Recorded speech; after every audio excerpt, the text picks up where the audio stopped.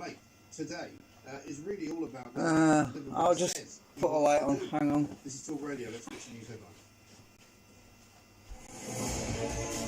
Online and on your smart TV. Talk Radio TV. Pause that. Right, so what's happening at the moment? News. Kind of appropriate. Oh dear me. Right, so anyway, I hate the news, really. It's just depressing. Yeah. So, at the moment,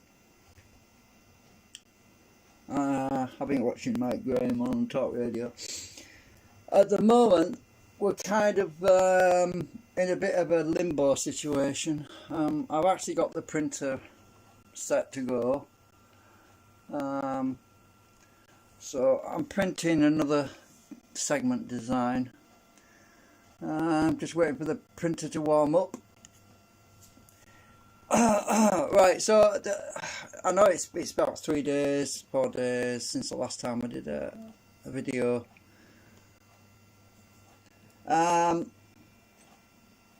Well, I'm a bit low on plastic filament right now, so, and I won't be able to order any more filament for about a month, probably. Maybe 2 weeks from now, maybe I can afford it. We'll see.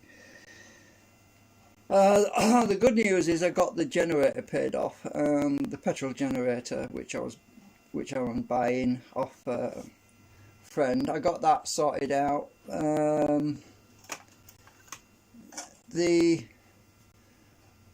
The other news is I'm actually watching YouTube at the moment on the virtual machine. Right, I'll just explain why. So I've actually got Mike Graham playing. I've been watching the news on there. I'm actually watching on the virtual machine right now, which to minimise. So I'm using it. I'm watching it on Ubuntu, which is Zorin.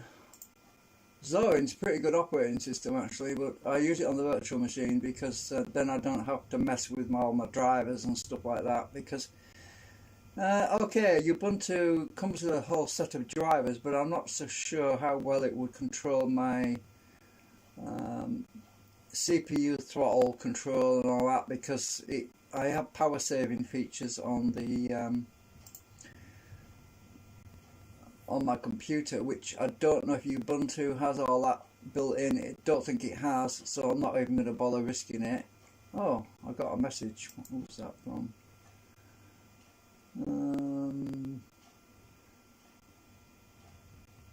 Not sure. Oh, it's just a comment I posted. Yeah. So anyway, I'll leave that on that in a minute. So at the moment, I made this new segment. I made a new segment. Now, when I model a new segment, the arrangement of magnets, and I've actually got some steel on the end. I was hoping that this new segment was going to be better, but it turns out it's worse than the number 3. Number 3 segment has much better behaviour, much better gain than number 4, which is kind of, yeah. So I was going in the wrong direction, so I took a step back. This is why I didn't want to bore you all with all this, because to try and show you what I mean, I'll get the rotor thingy-majig. Right, so if I get the rotor with the, well, stator actually, take my shims out.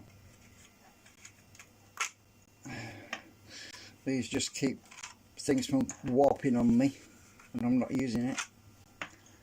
So I did this number 4 version and stick my magnet. Now it's the actual spacing of these steel rods is quite critical. It makes a big difference, because if I stick my magnet on here, this is number 4, and I don't have a lot of resistance on the push entry point, and it only jumps a little bit. As you can see, it doesn't have a lot of... Oh, my printer's about to start printing. Yay! So my printer's woken up. It's about to print the number 5 version in a second. So this number 4 wasn't very encouraging. So number 3 is a damn sight better. Well, it usually is. Maybe it's because I've maybe got bound up just then.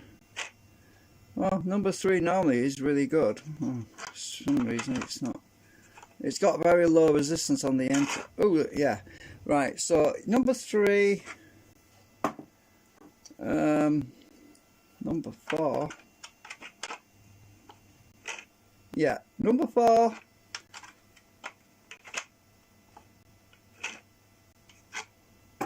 Number 3. You can see number 3 is better. It definitely releases better, and it doesn't cog as badly on the exit point. You can see, well, except when it gets bound up, sometimes it catches on these pins a bit because the plastic's shrunk in a bit, and the pins catch on the magnets, bind a little bit. So when I tilt it on the side, it's less likely to bind. So let's just do it like this in a minute. Let's try. Right, so that's number 3 without tilting it or changing the direction of the tilt. Number 4, oops, it wants to fly out. You can see number 4 doesn't have as much of a, you see, it just crawls like a snail. Number 4, staying. Number 4 is a fail, really. Number 3, oh yeah, I like number 3. Definitely better. You can see that. Except when I tilted it a bit. I moved the tilt angle a bit off. But number 3, number 4, yeah, you can definitely see there's a difference between number 4 and number 3. Sometimes it will go. Depends if it catches on anything. Right, that's number 4.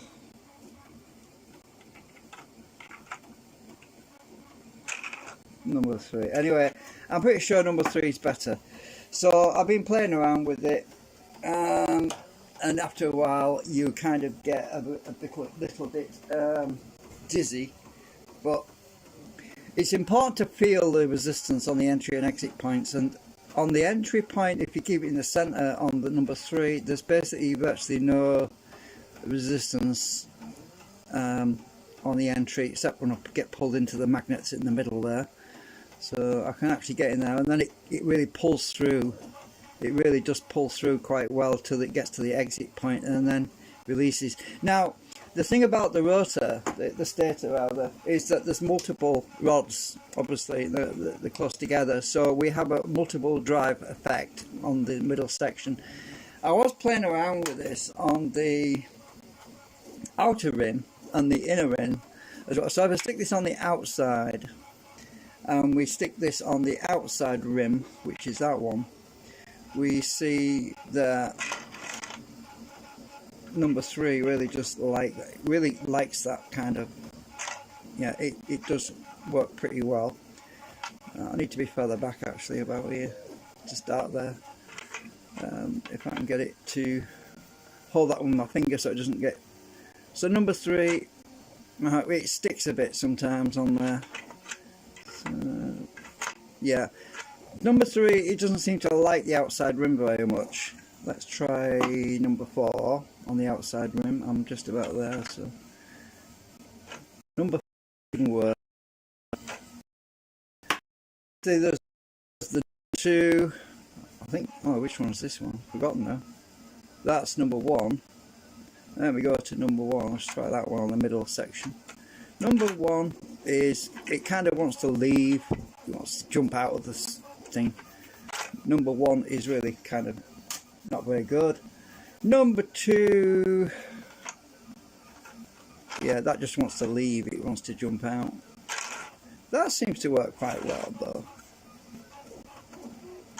I think number 2 and number 3 seem to work the best, but so I've been playing around with these different configurations, and we're actually printing number 5 at the moment, so, and that's a slightly different configuration on the V-gate entry and exit point. So this number 4 had a V-gate with it collapsing on the outside point and opened on the entry point, and it's displayed differently. Now the problem I found out with this arrangement is we have this big cogging point right in the middle here, so there's actually a cogging point between the outside here and about here, so that's the reason why number 4 doesn't work so well.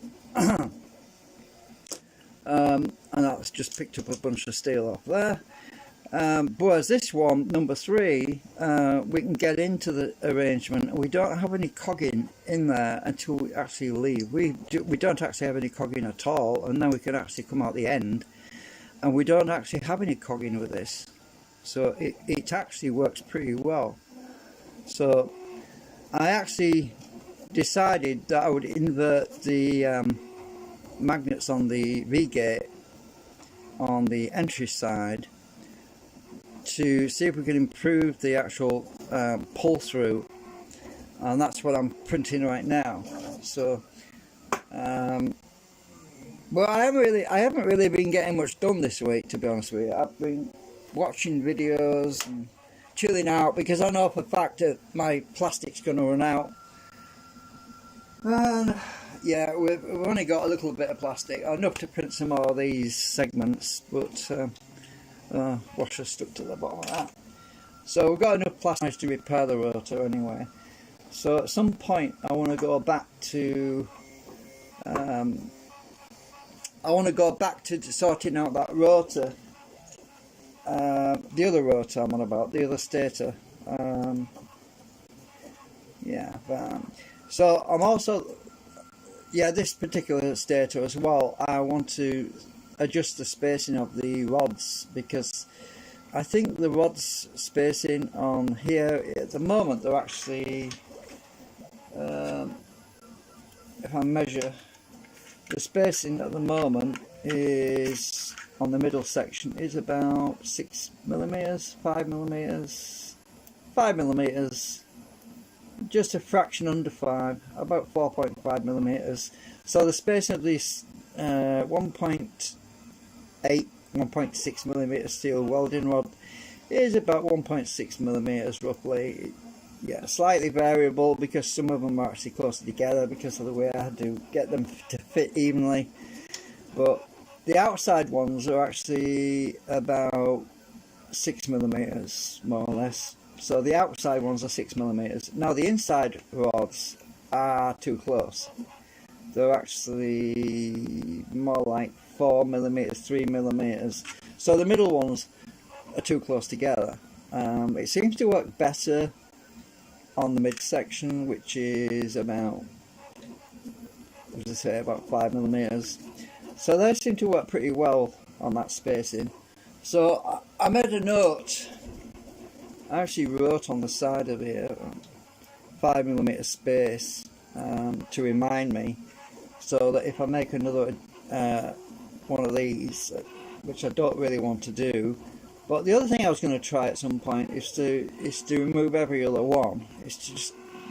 But I've super glued the damn things in now, so I can't easily get them out unless I heat them up, and that's going to make a mess probably.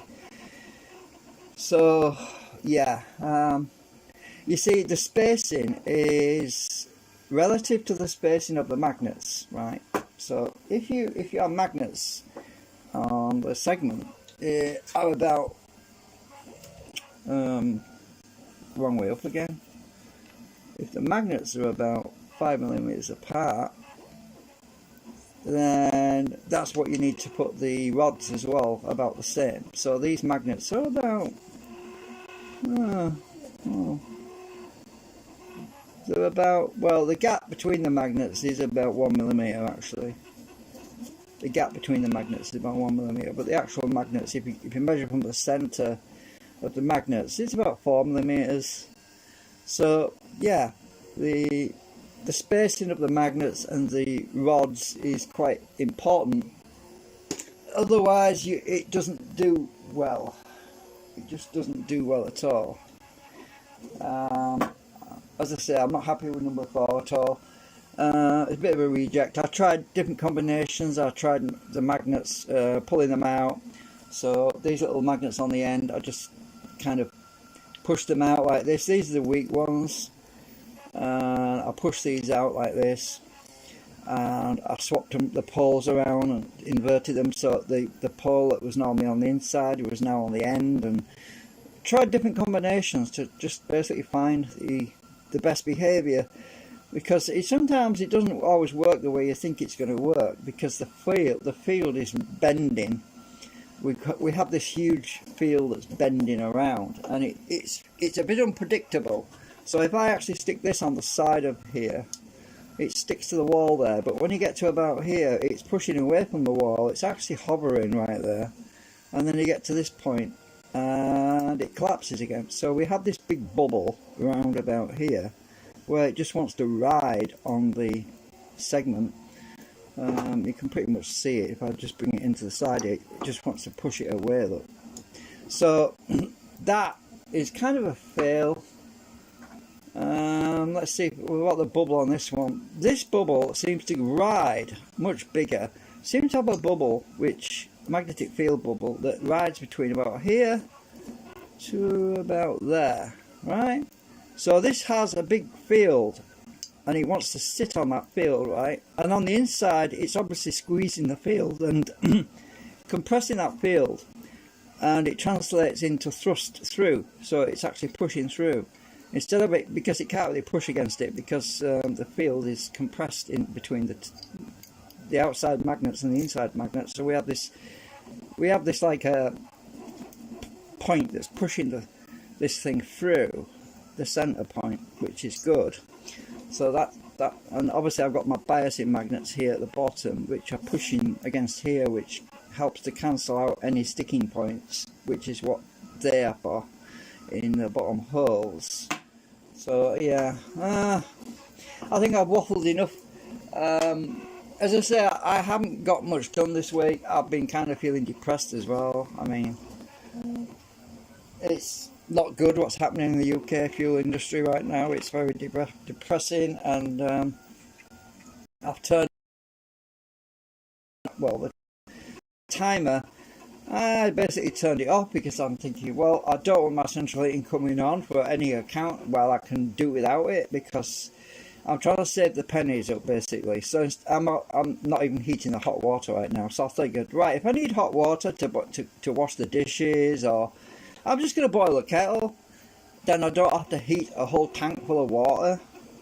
Instead of heating a whole tank full of water and then it basically being wasted, I'm just going to boil a kettle when I want to wash the pot. So if I decide I want to take the shower, then, well, that's another matter. I'm lucky because the shower's got one of them electric shower heaters that's built into it. So yeah, that's an advantage. I only heat what I use, so I can use that instead of using the immersion heater, which would basically fill up a whole tank full of hot water, which most of which wouldn't get used. So yeah, I'm just trying to economise it right now, because let's face it, by the time winter comes around, I could use a few extra pennies saved up, because everyone's going to be faced with a massive fuel bill this year, I bet, and I'm trying to avoid that because I can't afford it. And it will be end of my it would be pretty much end of all my YouTube videos and research if I had no money to spend on any hobby projects. So yeah, I'm just trying to save some pennies. Anyway, I like Ubuntu for watching YouTube. I'm going to go back and watch that for a bit. It's live at the moment, actually. It's probably going to be live for another hour and 20 minutes. But I'm actually watching it a bit behind. I'm probably about, what? I don't know, an hour behind, or something like that. It's something like that. But at least Ubuntu plays YouTube really well, and the reason I've started watching it on Ubuntu is because the adverts were crashing my browser on XP. So every time I went to XP, actually I could show you what happens. XP is just getting to the point where I can't watch anything anymore because... Let me just put the virtual machine in pause mode. I'll show you what I mean. Pause. Put the virtual machine in pause mode. I'll show you what happens to it.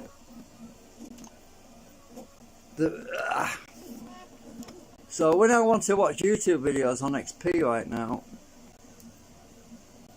you have to wait until that pauses.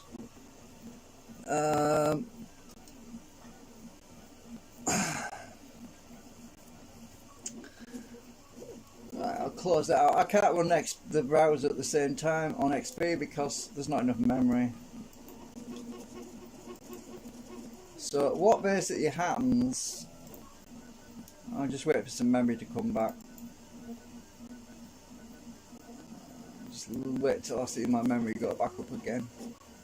Otherwise I might upset it.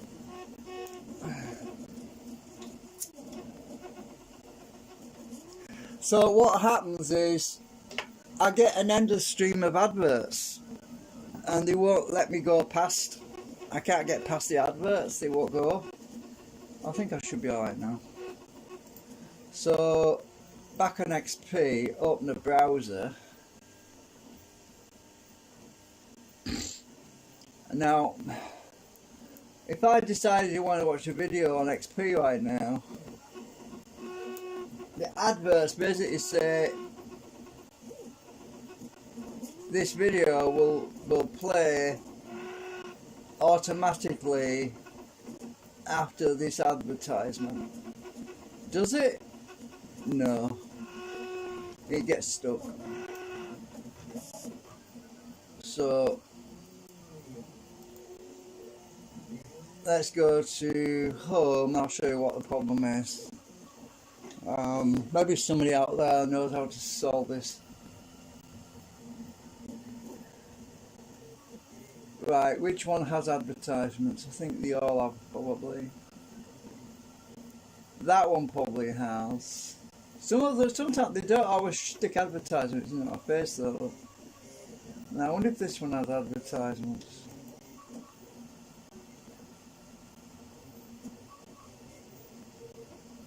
Actually, no, it's not at the moment. They must have given me How? Actually, no, not at the moment. I'll go back. So which ones are going to stick advertisements in my face? That one?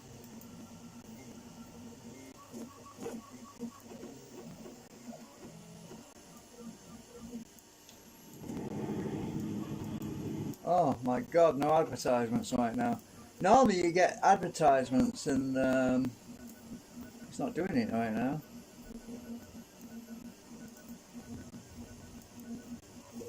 So which one is gonna mess me up? Is it this one? Fox? No? The Zuckerberg Trap. Oh my god. It's not doing it right now. That's bloody marvellous, isn't it? When I'll show you what happens, I'm not getting advertisements now, but yeah. Hang on. Is it this one?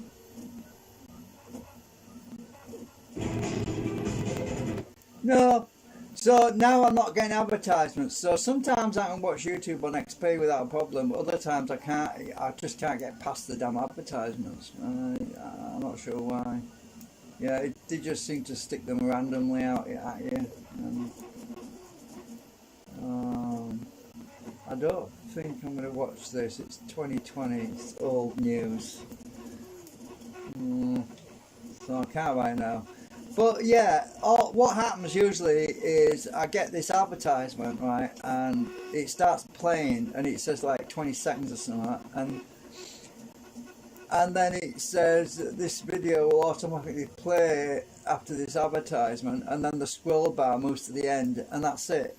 I'm stuck. It won't let me get past. I refresh the page and it just plays the advertisement again and again and again every time I refresh the page, and I can't get past the damn advertisement. It won't let me.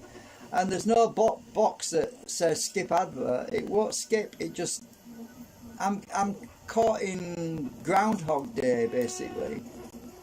Let's see if there's something down here that's gonna stick an advertisement on my. I don't watch this stuff normally. Let's see. Hello everybody, and welcome to our episode. No, I don't want to watch that.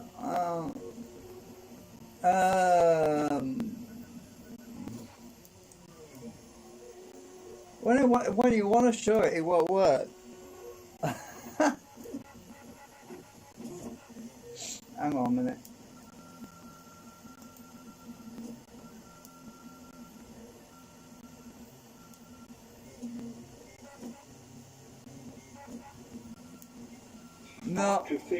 No, it's not doing it right now. Oh, I give up.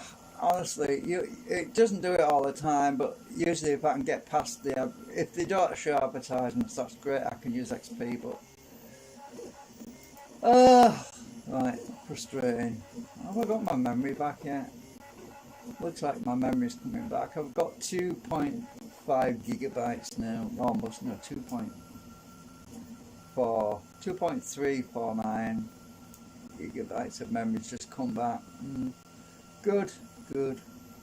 Yeah, I'll probably go back to Virtual Machine anyway, because I was watching Mike Graham. I don't have to keep refreshing it, or I don't have any problems with it normally. So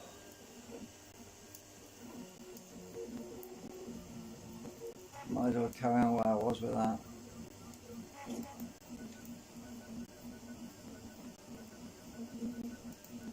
Anyway, I haven't got anything else much to show you right now, so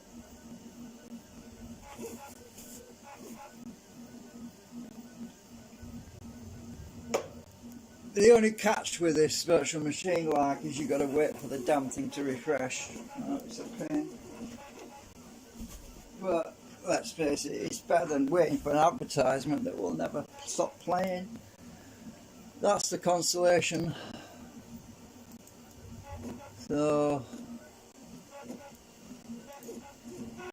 we'll see you later, alligator. Bye for now.